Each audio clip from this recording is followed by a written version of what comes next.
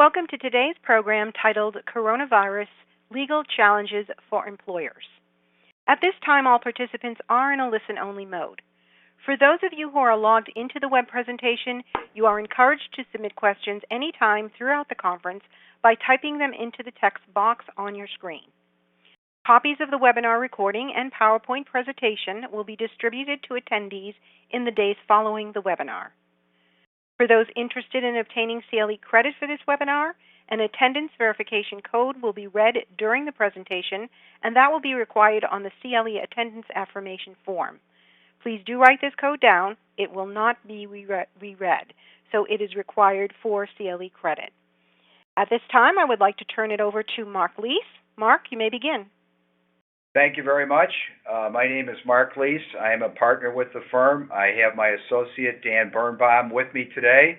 We look forward to presenting to both of you some of our thoughts relating to this particular situation, which, as you well know, if you've been following that, was declared earlier this week to be a worldwide health crisis. So what we're going to cover here today is what the particular disease is, give you some discussions about potential liabilities, although I'm sure many of you have already figured a lot of this out, and then we're going to talk about some practical recommendations in terms of what you can do as we go forward. So by way of background, and I'm not going to try to turn all of you into infection control physicians, the virus is a cell structure. It's a pathogen, which means it's harmful to human health. The reason we call it a coronavirus is because if you pull out a microscope, which most of you don't have, sitting on your desk and you looked at it, it looks like a crown. It's got a sugary protein coating around the outside and it looks like a crown, but certainly it's not a crown. What happens, the methodology basically is basically the virus invades your healthy cells, and it gives a command to your cell to start producing more of the virus, and eventually your cell dies, and the virus then that's now been replicated travels to your other cells. And what does that do to you? That causes severe inflammation of your respiratory tract, severe inflammation of your gastrointestinal tract. In the case of pulmonary issues, if the inflammation is sufficient enough, you can develop pneumonia, and there have been deaths relating to that. Dan and I did a little research today, and 2 healthcare physicians in China have actually died as a result of treating folks with this particular disease. So that's what we're talking about here. And just by way of a little background on this particular virus, you can go to the next slide.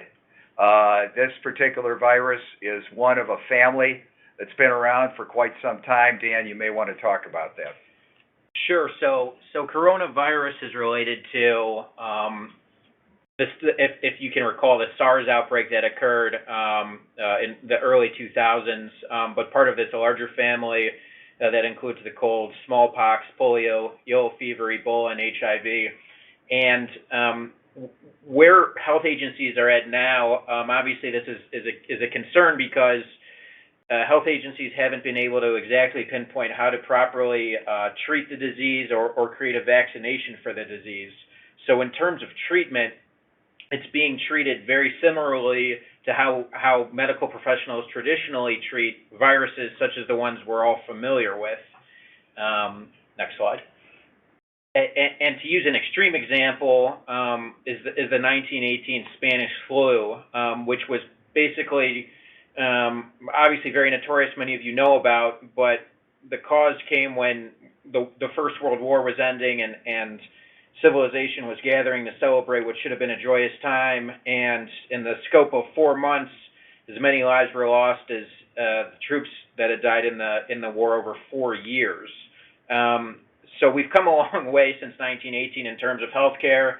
I don't think at this point anyone would think that coronavirus has the potential to be as deadly as the 1918 Spanish flu, but clearly, if everyone's reading the news here, you can tell that there's an exponential growth in the amount of cases that have been discovered, as well as how many fatalities have occurred. And Mark and I have been hour to hour updating our presentation to increase the amounts of people who have been infected by this. Next slide. So here's a photo of the coronavirus flu, and to allude to Mark's points earlier, you can get a sense now of what he was describing in the way this was named and how it looks under a microscope, which is present for you. Next slide, please. But essentially, it's generally treated the same way that other viruses have been looked at. So even though infection hasn't been determined exactly by the World Health Organization or the CDC, it's believed that infection occurs through coughing and sneezing. Now, when the disease first arose, there was suspicion that it could only be contracted through exposure to animals, because most of the first early cases had been exposed to, say, the seafood industry or the meat industry, and officials were putting together the pieces of the puzzle that way. Now, of course, there's over 25,000 confirmed cases, and not all of these cases have been exposed to those industries. So officials suspect that while it's first contracted through animals, now the suspicion is that infection will occur through coughing and sneezing. And in terms of symptoms that have manifested themselves, it's very similar to the family of viruses we saw earlier. Mild to severe respiratory illness, fever, cough, difficulty breathing, and in some extreme cases, death. Although at this point the fatality rate is about less than 3%. Based on the numbers today, there's more than 28,000 cases with 560 people killed. Keep in mind this is in China, which is the most populous country in the entire world. Outside of China, the virus has spread to 25 countries, including obviously the United States. It's infected more than 250 people and killed 2 people outside of China. So at this point, the virus is relatively well contained to China, and countries are implementing programs to make sure that their citizens are not subject to this disease. And then critical to understanding coronavirus flu is that there's a 2 to 14-day incubation period, which means that many individuals are walking around, have been infected with the disease, but feel perfectly healthy, don't show any sort of symptoms or illness, because the disease takes, at least at this point in time, what we understand to be 2 weeks to manifest itself. So the spread may be occurring because people assume that they're healthy, they go out, maybe they're not covering their faces or washing their hands like they should be, and the cases continue to rise. So probably within the next 14 days or so, we're going to get a much better sense whether this will be contained, as officials obviously are taking this very seriously, and now we are putting into effect quarantines and the like. Next slide, please. So alluding to what I was referencing earlier, the first confirmed American infection occurred just about 2 or so weeks ago, and as of yesterday, there have been now 12 confirmed cases in the USA, including 2 individuals in Chicago, Illinois, where Mark and I are based, a couple, a middle-aged couple. The 12th case that was confirmed yesterday occurred in Wisconsin, so somewhat of a close neighbor to Illinois. And then outside of that, there have been cases on both the East and West Coast, although primarily more of the West Coast. So that 24,000 confirmed cases was put into the slide yesterday. We're now up to 28,000 as of this presentation, and the number is going to continue to grow. And the 492 deaths has now risen to 560 since yesterday, so we're seeing exponential growth. Referencing what I mentioned earlier, there's been an executive order signed by the president that was the last week, which will freeze entry of aliens into the United States with exposure to China in the past 14 days. And there's also been discussions in the news about Americans who are being evacuated from Wuhan and putting down into a 14-day quarantine to ensure that if any of them are infected, then the symptoms are given a time to manifest themselves and present themselves before these individuals are released out into society and can infect other people. And interestingly, the Americans are not taking it well. We know that there's at least one person who tried to escape the quarantine, although they were caught, but that's where it stands, at least as of this presentation in America. Next slide. So I'm going to turn it back to Mark, who's going to talk about the legal implications of this disease. Just by way of background, you saw the reference to Wuhan, and Wuhan is the so-called hot area, and Dan already alluded to this. It's believed that the transmission occurred because a snake ate an infected bat. The snake was live, being sold in the seafood market in Wuhan, and the snake had secretions that had the virus in it. It's basically an influenza, a version of influenza, and a human being touched it, rubbed their hand up to their face, and transmitted the disease to themselves, and then it spread throughout the entire seafood market, which the Chinese government promptly shut down. Unfortunately, they evacuated everybody. They should have kept it going so that the World Health Organization could go in there and find out what the problem was, but they disinfected the entire seafood market, so the health agencies thus far have been unable to confirm whether or not that in fact was the method of transmission. But let's talk about the laws here then. The Occupational Safety and Health Act, OSHA, you're all familiar with, and it sets duty on employers to provide a workplace that is safe and healthy. In this case, we're talking about health hazards.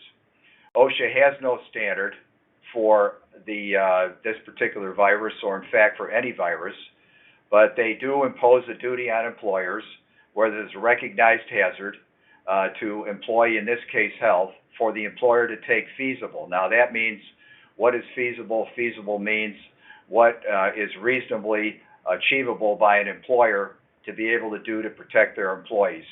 Since the CDC and the World Health Organization have now declared this particular virus to be a world health crisis, we're past the point now. It's a recognized hazard. And if OSHA were to cite an employer, they would turn around and say, well, there were guidelines out there, and you can go to OSHA's website. NIOSH is the National Institute of Occupational Safety and Health, or the World Health Organization, and there are fact sheets there that provide information. And believe it or not, as far as the CDC, you get your money's worth, because some of the fact sheets they have are industry specific. Healthcare, transportation, things of that particular nature. Obviously, people in the healthcare industry are much more exposed to this particular virus than, if you will, the man on the street in a manufacturing plant, something along those lines. But what OSHA would look at then is if an employer became aware that it had employees coming back from Wuhan or China, or there was a report that an employee tested positive for the coronavirus, and then the employer did absolutely nothing. OSHA could step in and potentially do an investigation and determine whether or not the general duty clause was violated. Now, we all know that in every state and locale there is a Department of Public Health. These have been around since before the turn of the 20th century. That's how we got rid of smallpox. That's how we got rid of polio. That's how we got rid of tuberculosis. A lot of folks are very leery, for some reason, of not contacting the local Department of Health to get guidance if they need it. Because if you call an OSHA office and ask for guidance, they don't have the capacity or the qualifications to do that. So you can get the Department of Public Health to help you. Now, you should know that if one of your employees is diagnosed with coronavirus, under the law, the physician who makes that diagnosis is required to contact the local Department of Health and notify them, and then you may very likely get a call from the Department of Public Health saying that we have information about one of your employees, and we're going to come out there and do an investigation. We're going to talk to people. We're going to see how long that employee was at work, who that employee was exposed to, and what we're going to do in that particular regard. But again, a lot of folks are very leery of contacting the Department of Public Health. That's their function. Most of them are very dedicated. They'll try to help you, although, as we found out in prior epidemics or pandemics, they're frequently overwhelmed. So you should not hesitate then to contact a qualified physician who deals with infectious diseases, although they're swamped too, so you may want to go to a competent medical provider to get additional information. But that's OSHA where we stand right now. Let's go to the next slide. Okay, now, what does OSHA want you to do? And if you are having people travel to or from these particular areas, or you're in industries like healthcare or transportation, and as you well know, most of the major airlines now are restricting travel to and from China. Right now, apparently, I believe there's only one flight a day now, back and forth from Hong Kong, when in fact that was a significant issue. And as Dan pointed out earlier, we may be finding out about more cases recently because it was the Chinese Lunar Year, and a lot of folks left China to travel around the world to celebrate the Lunar Year. So we're in that waiting period to see whether or not the disease develops. But OSHA expects you to identify a hazard if you find out a problem, or if you're in the travel industry. What a lot of our clients are doing now is telling employees that if you're in China and you're in a place where you don't need to come back, you shelter in place. If you do come back, you will be expected to be quarantined for a period of time. And on personal business, a lot of employers are asking their employees, do you have plans to go to China in the near future? If so, we can't stop you from doing that. We'd recommend that you don't do it. But if you do, you can expect potentially to be quarantined by the United States government when you return, or we may restrict you and tell you to stay at home for a period of 14 days. One thing that is of a concern is, as you've seen on TV, no doubt, when people come back through the ports of entry, they're doing the temporal or forehead screening with a device to determine whether someone has a fever. They have now found that they're getting a lot of false readings with that, where people in fact are infected, but the device is not showing that there is any type of fever or other type of condition. They've actually gone to hospitals where people have the coronavirus, and they've used those thermal imaging devices on people's foreheads, and it showed that they had no fever. So that's a concern, where people are being led into these different countries on the premises that temporal screening is going to tell whether or not they have the fever or not. So OSHA then expects you for training to get information to your employees, if necessary, medical monitoring of them while they're off, and then OSHA record keeping. Now, in most cases, someone who contracts the coronavirus will not result in an entry on your 300 log, because the disease will not be work-related. So, for example, in an office setting, an employee comes in and infects another employee, and you're in general industry, but you're not in healthcare. That would be a disease that is not work-related. Someone else brought it in, as opposed to if you have a healthcare worker who contracts the coronavirus and is now absent from work. You would start logging that on your OSHA 300 log, because exposure to infectious diseases is a condition or a hazard that is reasonably expected in the healthcare industry. So in that case, you would put it on the log. The issue remains to be seen whether or not OSHA will take the position that if you have employees in China and they get infected and they come back here, whether or not because you sent them to China means that the disease they contracted is work-related and it goes on your log. We still haven't gotten any guidance from OSHA on that particular issue, but in some cases it may go on the log. In other cases it doesn't belong on the log because it's not work-related. So let's go to the next one. All right, workers' compensation. We all know that workers' comp's been around for over 100 years now, and it's strict liability. If an employee sustains an injury or illness that arises out of in the course of employment, then an employer is strictly liable for reasonable medical care, for temporary total disability benefits, which means while the employee is temporarily and totally disabled and cannot work, they're typically entitled to get 2/3 of their average weekly wage. And if they were to suffer permanent disability, in the case of the coronavirus, the employee has permanently impaired lung capacity, cannot perform any type of work that requires physical exertion of any nature. There could be workers' compensation liability. However, the issue will become, did it arise out of and in the course of employment? Now, if an employee gets infected at work as in my hypo that I gave before, and it's somebody else that brings it out, yes, they got infected at work.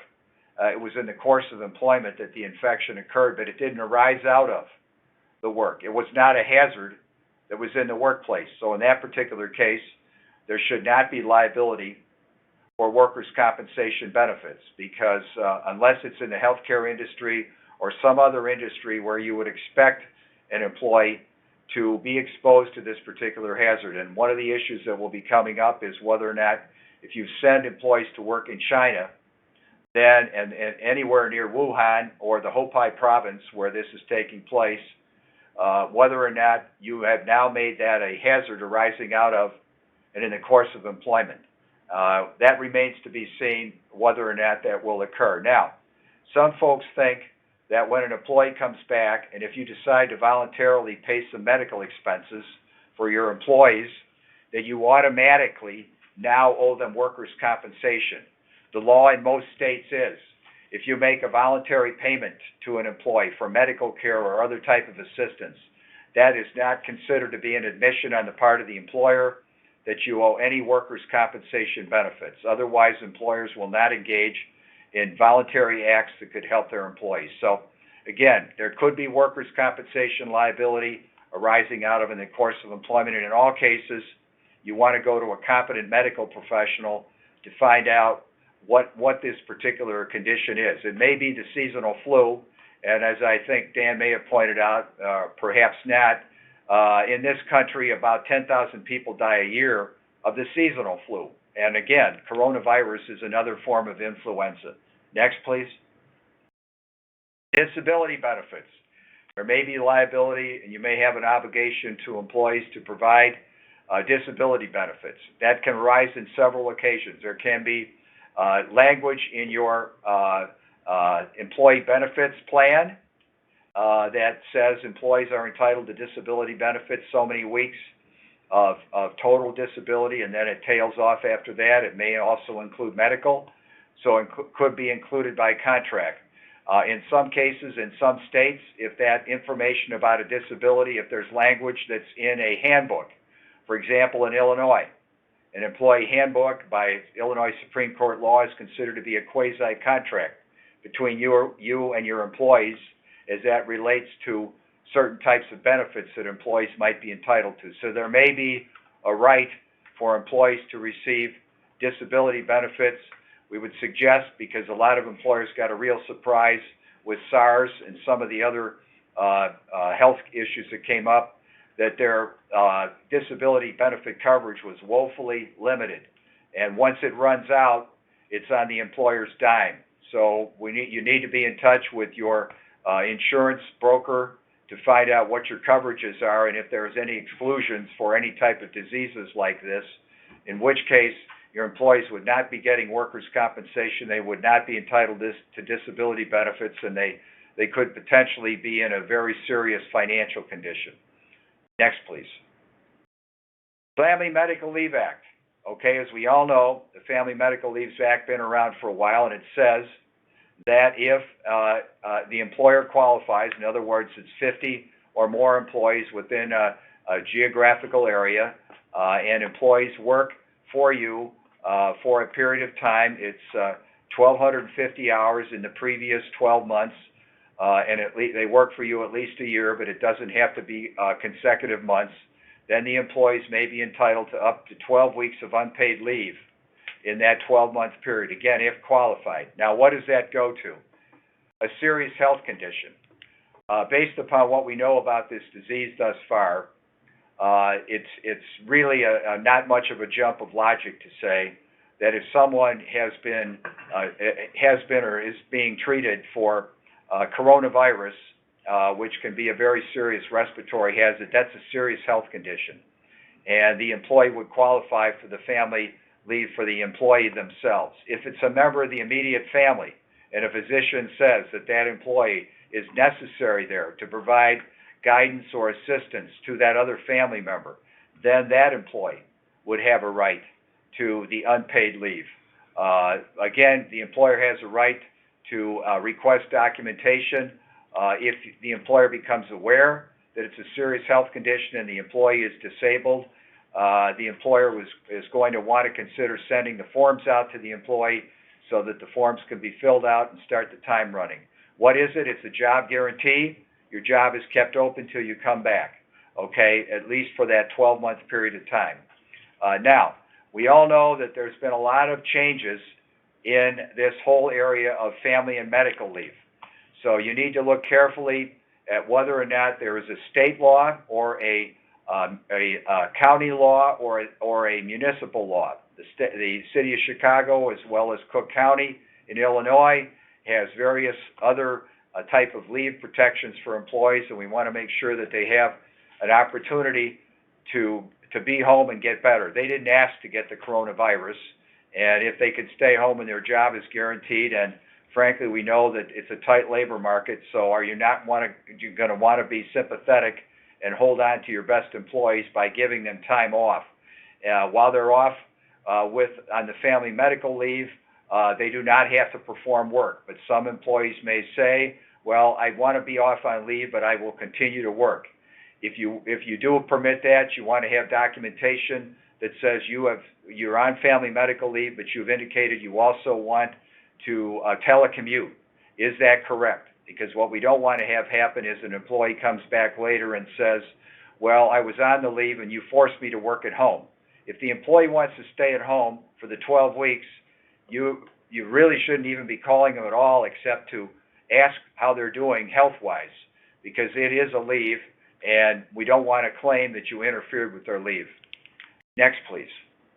Americans with Disabilities Act, the ADA. As you all know, this has been around. George Bush I signed it into law, and in the waning days of the administration of George Bush II, they expanded it. So the definition of a disability has been greatly expanded, and it's typically a chronic physical condition. Okay, now, in the case of coronavirus, we don't expect it to be a chronic physical condition. We expect, even though there's no vaccination, that it will respond to the antivirals that we use right now. However, with the amendments to the Americans with Disabilities Act, health conditions that are temporal in nature may be considered to be a disability within the coverage of the Americans with Disabilities Act. So we could have the anomalous situation where an employee is not entitled to workers' comp, is not entitled to FMLA because they haven't worked there long enough, the employer isn't large enough, but they may be entitled to leave. Leave is an accommodation under the Americans with Disabilities Act. It doesn't have to be paid, but breathing, which is one of the significant issues here, the inflammation of the respiratory tract, is certainly a major life activity. It was in the first go-around with the ADA and in the amendments. So what we want to do in that particular case is, if you receive a report of this, we want to consider giving these employees a leave under the ADA. Now, it can't go on forever, and some folks may decide they want to string it on. The courts are generally sympathetic to employees for an extended period of leave until it becomes unreasonable, in which case the employee says, well, I don't know when I'm coming back to work. Well, at that point in time, then, a continued leave may no longer be reasonable under the ADA. Next, please. Premises liability. Okay, landowners and employers own the property, and they have a duty to protect employees or visitors who come to their premises for hazards that are not open and obvious. The example I always use is a landowner has a building right on the edge of a quarry, and if you walk out the back door, you fall into the quarry because there's nothing there to protect you. It's open and obvious, but nothing to protect you. Open and obvious would cover those type of hazards. In this particular case, coronavirus is a disease transmitted through sneezing and coughing, as Dan has pointed out. So it's not open and obvious. So the situation could be that you are a landowner or an employer, and you learn that an employee now has been diagnosed with the coronavirus, and they've been in your building, and they've been there for some time, and they potentially were in the cafeteria. They potentially were working in an area, they were sneezing and coughing, and the droplets may have gotten pulled up in the HVAC system. They may have been coughing or sneezing, and they may have contaminated the handles on the faucets for the sink or the countertop. This disease, this virus is viable for a period of time, and so if you get it on your hand and you put it up to your nose and you inhale, now guess what? You've contaminated yourself. So that may require notice to tenants that there has been a diagnosed case of coronavirus in this particular building, and we're not assuming any liability for that as the landowner, but people should be aware that in the next period of time, if they experience any symptoms of what might be an influenza-type infection, that they should go to a local health provider, and they should take appropriate action based upon what the physician says. By putting that notice out there, you're not assuming liability. You can't walk around every visitor to come in there and clean the faucets and wash down the tables when they're walking around. But it's what would a reasonable person do? Premises liability is based on negligence. What would a reasonable person do? They would give notice if there happened to be a diagnosed case of coronavirus in the facility. Next, please. So what's the employer action plan here? Obviously, sanitation. If we find out that someone's been ill and their workstation has been contaminated, we want to make sure about that. Communication.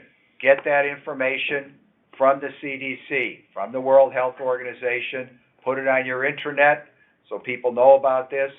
Our firm has also put out FAQs. If you don't have those, send us an email. We'll make sure you get the FAQs in terms of some things you can do. Record keeping. This covers everything. If it's something that belongs on the OSHA log, we want to make sure it's on the OSHA log. Record keeping will be also keeping track of whether people are entitled to FMLA leave. FMLA leave, and keeping track at the time of the FMLA leave, and communications. Pre-planning with employees. How much time? Oh, okay. Sometimes I lose track of time. I threw away my watch years ago. I didn't know how to use it anyway.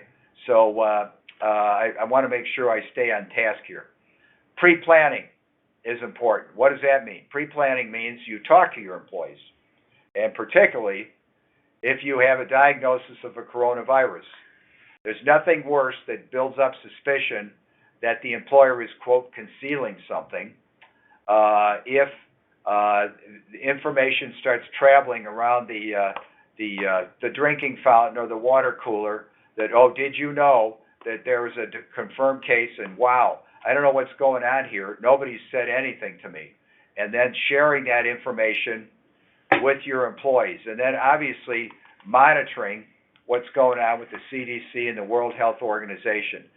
I try to keep things simple. Dan and I try to keep things simple, and so we kind of break this down into what? Information, give people information. Okay, the next thing is medication. If they get sick, you get them in to see a healthcare provider. And then what's the last one? Isolation. We want to prevent it from spreading. So that's the incubation period. The 14-day period, as far as we know, is what the best information that they're telling us right now. That may be subject to change, in which case your action plan would have to change regarding this. So I think that an employer's action plan of this particular nature is important. Now I'm going to ask Dan to read the CLE number to all of you. He's been practicing all day, so he knows exactly how to read it. I'm giving him his big shot at the title here. Dan, will you tell us what the CLE number is? Thanks, Mark. The CLE code is going to be SS as in Seyfarth Shaw, so SS 2206. Why don't you repeat it one more time? Sure, and one more time. It's SS as in Seyfarth Shaw 2206. Just briefly piggybacking on what Mark was talking about a moment ago, in addition to the CDC and the World Health Organization, OSHA has a fact sheet specific to protecting workers during a pandemic, which is very easily accessible for all of you. If you Google OSHA pandemic fact sheet, it should be the first thing that pops up. And just briefly outlining what's discussed in here is exactly what Mark has been talking about, communicating to our employees strategies to reduce becoming infected. So whether that means social distancing with regard to shaking hands or avoiding large gatherings, good hygiene, covering coughs and sneezes, cleaning surfaces, and potentially using personal protective equipment, and a good opportunity for employers to review their personal protective equipment policies or procedures and make sure that those are compliant with what's required. And in addition, considering the industries that you all work in, whether you work as in the healthcare industry, where it's probably the highest risk and the most risky for exposure, versus industries where our workers have high frequency interaction with the general public, such as working in restaurants, retail establishment, travel, etc. And then those workers who have minimal contact with the general public or other coworkers, such as office workers, are probably at the lower end of the risk spectrum. So we'd encourage all of you to make sure you evaluate that fact sheet, which has good ideas and ways to deal with pandemics. So that's the end of our written presentation. We've left a lot of time here at the end, and it looks like we have questions here that we are happy to discuss, and I can read them out to Mark, and we can go through the questions that have been posed by the attendees. So Mark, I can give you the questions. Okay, sure. Yep. So the first question is, as an employer, this company has requested employees who have traveled from China maintain a 14-day self-quarantine and then produce a fit-to-work notice from a physician. The company is running into issues in the medical community with this course of action. Some medical providers will write fit work notices, others will not, and refer people to the emergency room. So the question is, are other companies experiencing these same issues? Is self-screening for symptoms a good enough measure to accept an employee back to work? Okay. All right. The initial answer is yes. Other employers are experiencing these same problems. And because we're in the middle of the seasonal flu period, a lot of the medical facilities that you might want to send employees to are overwhelmed, so they can't get to a physician. But when they go to see the medical provider, the employer should ask the employee to come back with a fitness to work notice. If they will not provide it, the employee can't write his own fitness for duty certificate when he wants to come back. So the people could either go to the emergency room, or if you wait the 14-day period of time, which right now we are told is a quarantine period of time, and at the end of that period, the employee is symptom-free. While that's not a medical release of any sort, you have some degree of comfort that perhaps they did not become infected, and because they have not experienced the symptoms, the signs and symptoms that they had been infected. But this is a problem, and employers, many of our clients, are automatically imposing a 14-day quarantine period if you came from China, even if it's not the Wuhan province, or excuse me, if Wuhan or the Hubei province, or if you've been in association with anybody who has come from those areas, you're going to stay home for 14 days. Most of our clients, because they value their employees, are paying them, although, as I've already told you, that doesn't mean you owe workers' compensation or disability benefits of any particular nature. But again, if this seems to be going up exponentially, if it was 12,000 at the beginning of the week and now it's 24,000 cases, maybe in the next rollover we're going to get to 48,000. I don't know. It could be exponential. It is going to overwhelm that. So you're still, though, have a degree of confidence if it's 14 days absence from work and symptom-free, then the employee likely, I'm not a medical professional, did not get infected. I hope that answers your question. And the next question we have relates to the FLSA issue and whether FLSA exempt employees are told to stay home by the employer even if they are not sick. Is it correct that they have to be paid even if not at work? That issue has, and that's a very good issue. We've been researching that particular issue. If it's exempt employees, in other words, these are employees who are professionals, they would be entitled to be paid during that period of time, because you're not sending them home for any disciplinary reason, and presumably they're still able to work, and so you cannot, if you will, dock their time during that period of time. They would be entitled to continue to receive their pay. The next question we have is, if a business is not healthcare or not OSHA reportable, can other employees state they will not work because they feel as though the work environment is not safe under OSHA? All right. Good question. Okay. As we all know, I think, under OSHA, they are provisions there that an employee, any employee, can refuse to work if they believe that they're in imminent danger. Imminent danger means if something is not done right now, they will suffer serious injury or death. So a typical example is an employee's working around a piece of machinery that doesn't function properly, and if you keep them working on it, they're going to have an amputation or some other type of injury. Now, in this particular case, it's a little more sinister because you can't see the hazard. So we have run into this situation, and the U.S. Supreme Court has said employees can stay off of work, refuse to work until you, the employer, prove objectively that there's no hazard. So in my hypo about the machine, you would go up to the machine and you would say, it's all guarded, it's working, it works properly. If you still refuse to work on the machine, I'm sorry, we're going to send you home, because there is no, objectively, there's no hazard. So what do we do in this case? If you would want to find out if the employee comes and makes this complaint to you, you're going to do an investigation, and you're going to find out if there's any evidence whatsoever that there's anyone in the workplace that may have come back from China in the last 14 days that these employees have been exposed to, and they feel like there's a potential for infection, or there has been a diagnosis of someone who has the coronavirus, so it's actually in your workplace. And at that particular time, you would then fashion some way to be able to convince them that it's not reasonable that they're in imminent danger. The employee who has the diagnosis of coronavirus never came into work, so they could not have brought the coronavirus into work. The other employees who were reported to be ill, it turns out that it's common flu. It's not the coronavirus. So you would want to demonstrate to them that. Otherwise, what you would do if they refuse to work, you're not going to terminate them.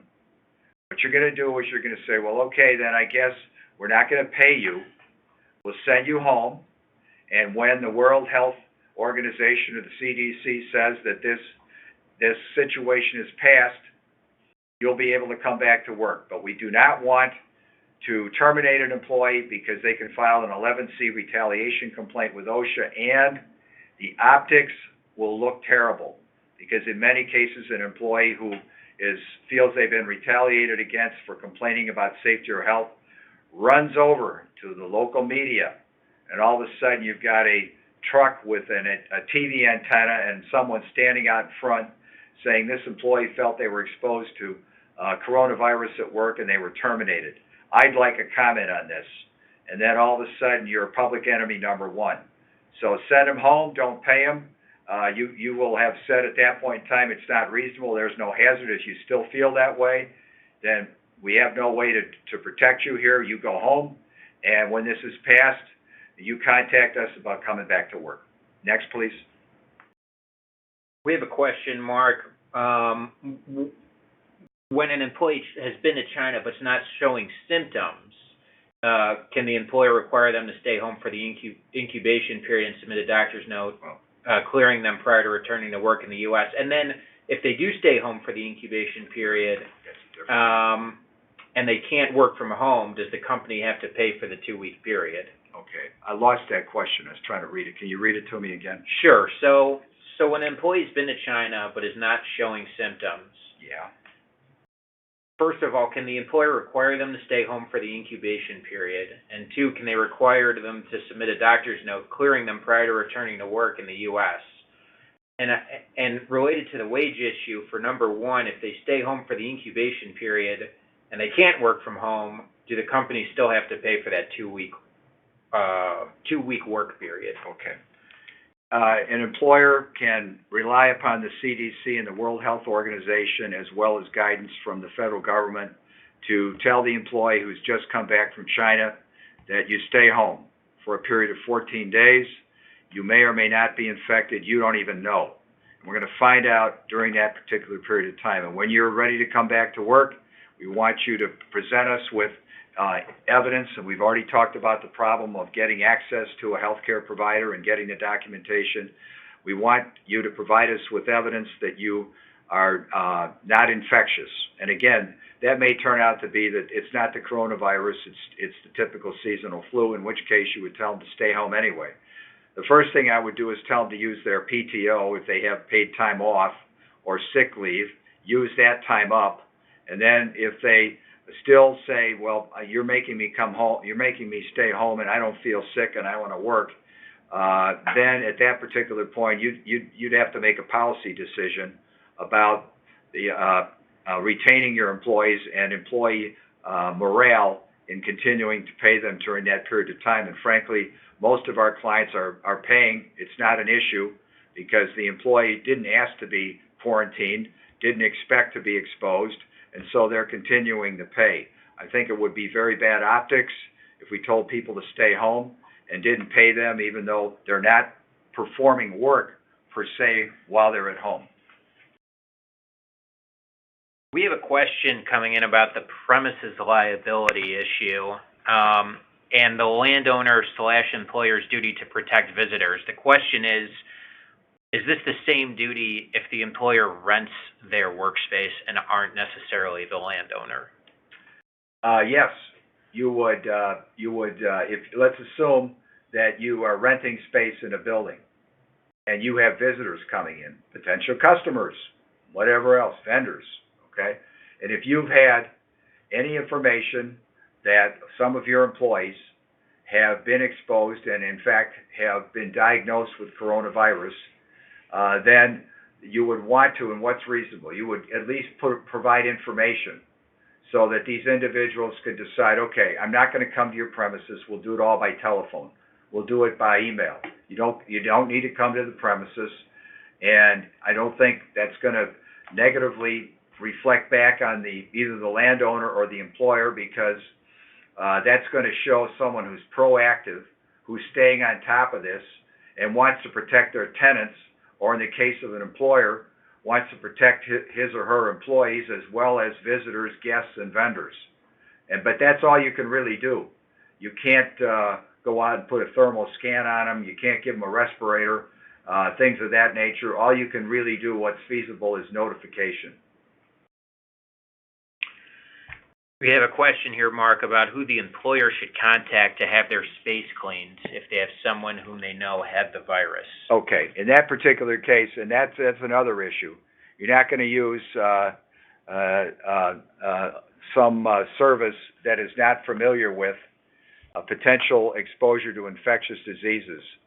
Now, in most cases, the janitorial services who come in wear protective gloves while they're working. So what does that mean? They're not getting it on their hands per se to transmit it up to their nose and thereby infect themselves.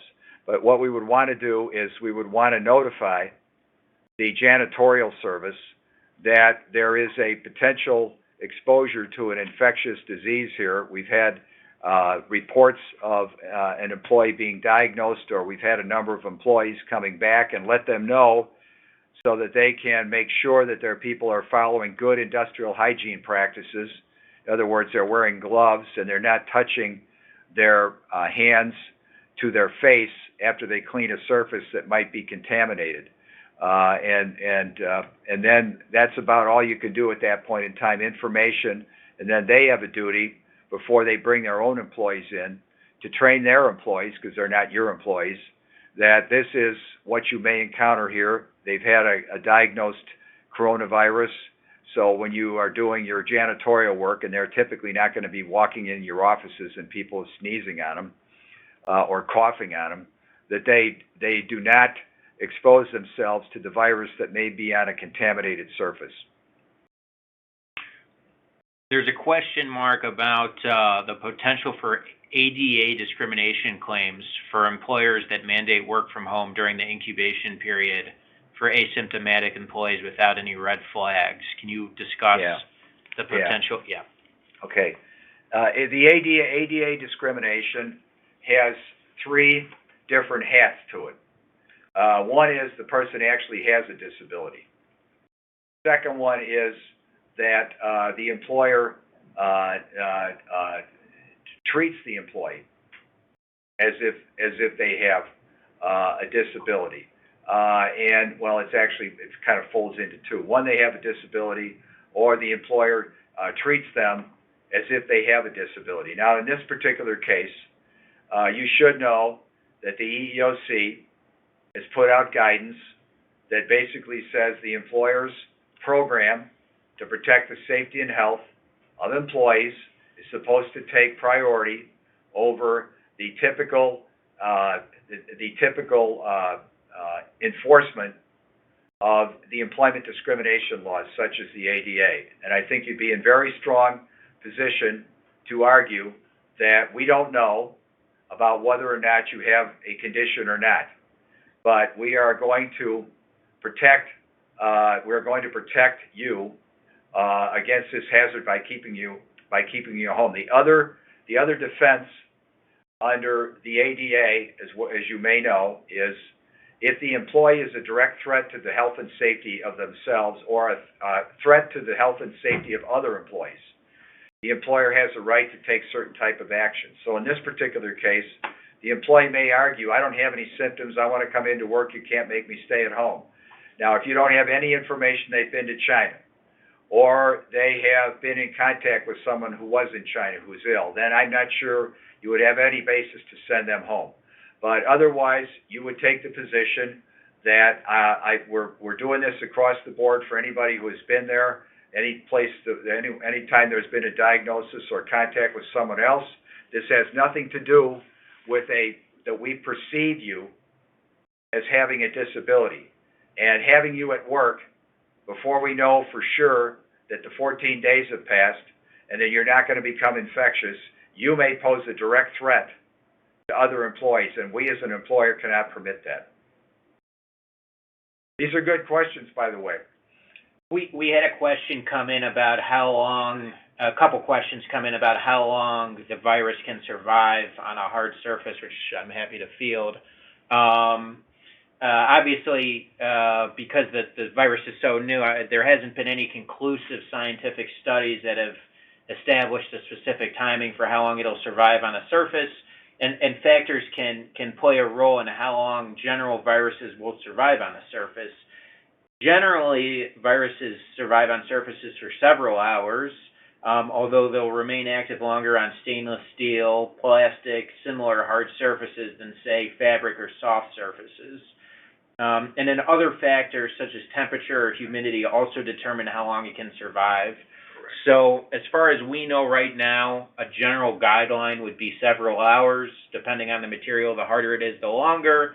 And temperature and humidity should also be considered. Mark, there is a question that came in about any guidance for screening visitors who come to a place of business. All right. That becomes an issue, and that imposes a significant burden on employers because, first of all, you're not likely to have any skilled people who are capable of operating the equipment, the thermal sensing equipment. You wouldn't want to do that. We do not have somebody in the lobby of our firm here, and when our clients come in, we're not putting a thermal sensor across their foreheads. We're not qualified to do that. It probably wouldn't mean anything anyway.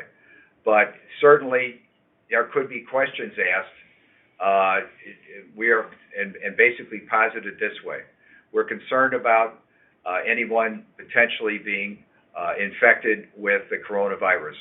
Could you tell us, or will you tell us, whether or not you've been to China or Wuhan in the last 14 days, or if you've been in any contact with someone who has been diagnosed with it or is showing the signs and symptoms. If that's the case, perhaps we can reschedule this particular meeting that we were going to have. If they'll share that information, they may not. They may say, I feel great and I'm not going to tell you anything. In which case then, that becomes a public relations issue in terms of that. But in terms of having your people qualified to do the medical screening, that's really not reasonable. That's not feasible. You could certainly ask questions. You could also have a little information there and a handout saying we would appreciate it if you would tell us this information so that we can protect you as well as our employees. But that's about all you can feasibly do in this situation. Mark, what about whether there's an obligation by employers to accommodate employees who don't want to work in public-facing positions due to risk? Well, then in that particular situation, we get back to what I talked about as far as a discrimination against an employee who feels they're in imminent danger. There would have to be some basis for arguing that there's a reasonable belief that someone is going to or has been exposed to the coronavirus. Now, it could be an issue if you're, for example, if you're in the transportation industry and you are working at the airport, at the ticket terminal, and people are coming in from China who have just arrived. I think there may be an issue there, a potential issue there, that you may have to explain to the employee, we're doing everything we can, we have no reason to believe that. But that gets to the issue of, is there a reasonable, objective basis to believe that that employee working with the public is reasonably expected to be exposed, in which case you could tell them to perform the work, and a lot of employers are having people telecommute during that period of time, if that's possible, or relocating their office space so that they don't have to deal directly with the public, if that is feasible to do that. Next, please. Any more questions, or are we at the... We have a lot more questions. Another good one here is whether we've talked about the advice about paying employees that stay home during a quarantine. Does that apply to both exempt and non-exempt employees? Well, certainly, we've already talked about exempt. Non-exempt, there are employees at will, and unless there's a contract that says you will pay them, then they're not entitled to, if you will, a salary or the type of compensation that an exempt employee would get.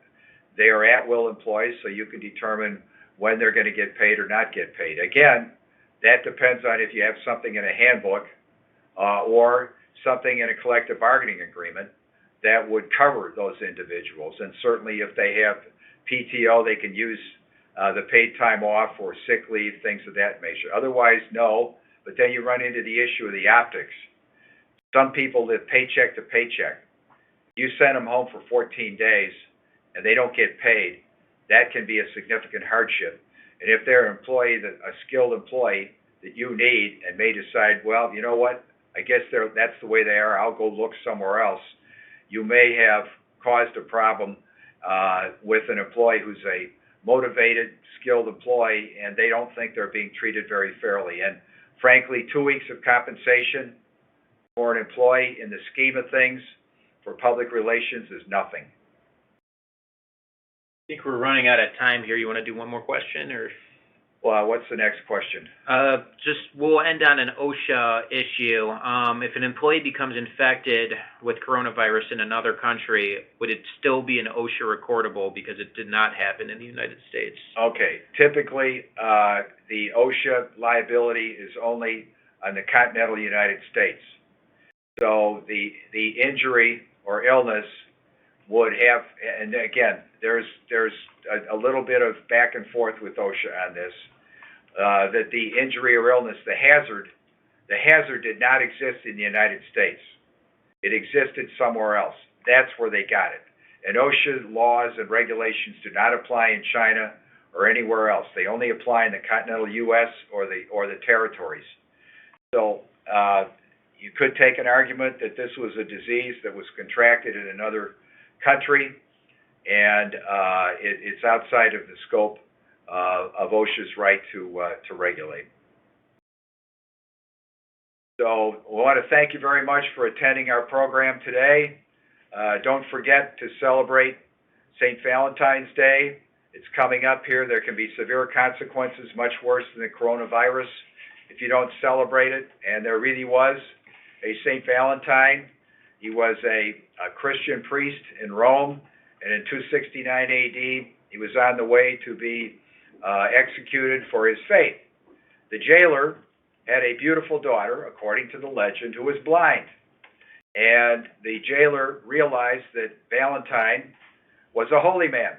So he asked the Valentine to pray over his daughter. He did. Miraculously, she got her sight. She saw Valentine. She immediately fell in love with him. However, things didn't turn out so well for Valentine. That didn't save him from his fate. But the whole idea is that immediate love, affection, and that's one of the reasons why we call it St. Valentine's Day. And make sure you get those cards and letters and a dietetic candy out there in plenty of time before the holiday. Thank you. Thank you very much. This concludes today's webinar. Thank you for attending and enjoy the rest of your day.